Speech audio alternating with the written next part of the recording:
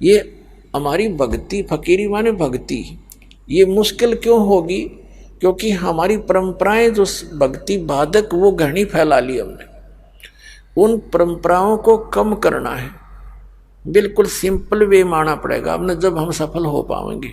हम 20% जो प्रयत्न करेंगे ना रोटी रोटी के लिए, तो भी हमारा गुजारा हो सकता। जो आज हम 100% कर रहे हैं, फिर भी टाइम पर टूक नहीं, और टेंशन लिए फिर प्रत्येक प्राणी, किसी ने देख लिया टेंशन होगी, किसी ने देख लिया टेंशन होगी। क्या की टेंशन हो रही है? ये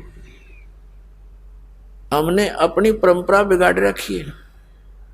अब जैसे दास कि यहाँ बच्चों का विवाह करते हैं सिंपल वे से, जैसे कपड़े पहन रखे हैं इट इज, और रोटी भी यहाँ भगवान के भंडार में खाओ और बच्चों का ब्याह करो और जाओ।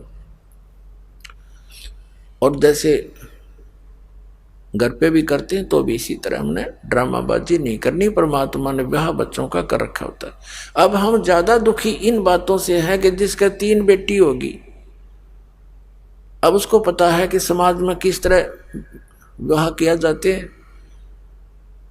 तो उसका जीना हराम हो जाता माँ बाप का।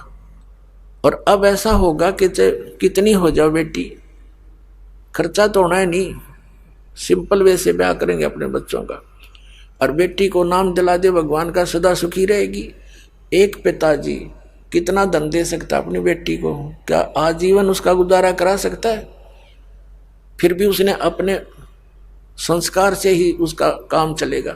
तो संस्कार हम अच्छे बनाएंगे, बचपन से मालिक से जोड़ देंगे उन बच्चों को, तो परमात्मा सदा साथ रहेगा। जहां हम उनका साथ नहीं दे सकते, वहां भगवान साथ देता है। तो हम दुखी इसलिए हो गए कि हम परमात्मा की उस लाइन से दूर चले गए, जिससे हमें सब सुविधाएं मिलनी थी। अब पहले तो जैसे पुनकर्मी प्राणी थे सतयुग त्रेता द्वापर में, उनके पूर्वजन्म की बैटरी इतनी चार्ज होती थी, वो कुछ भी साधना कर रहे होते थे और चाहे ना कर रहे होते थे, सारे सुखी नजर आते थे। जो साधना कर रहे थे वो ये सोचा करते थे कि हम जो भक्ति कर रहे हैं इसी से हमें लाभ हो रहा है, क्योंकि आत्मा भगवान की भक्ति बिना रह नहीं सकती। और जो नहीं कर रहे थे वो उनका गिनती नहीं। लेकिन पहले ऐसे कोई व्यक्ति नहीं थे जो परमात्मा की भक्ति ना करते हो, साधना चाहे वो कुछ भी कर रहे होते। अब भी विश्व में 70-80% व्यक्ति हैं जो भगवान में आस्था रखते हैं। थोड़े बहुत जैसे चीन और रूस जैसे लोग हैं, ये नास्तिक हो गए हैं। ये भी इन नकली गुरुओं के कारण ही हुए हैं, जिनके द्वारा बताए गए भक्ति विधि से परमात्मा से मिलने वाली राहत उनको हुई नहीं, जिस कारण से उन्हें अपनी सोच से ये विधान बना दिया भगवान कहीं नहीं है, अपना करो और खाओ बस।